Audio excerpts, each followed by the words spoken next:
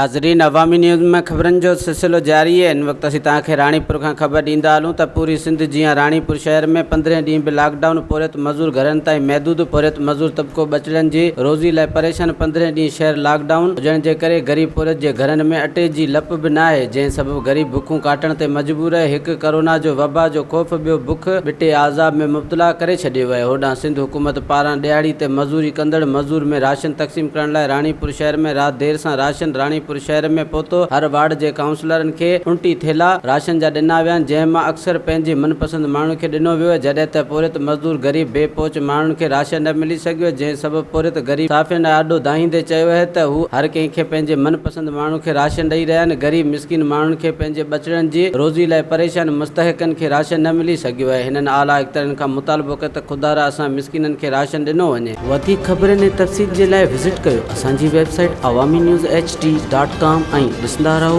Awami news HD।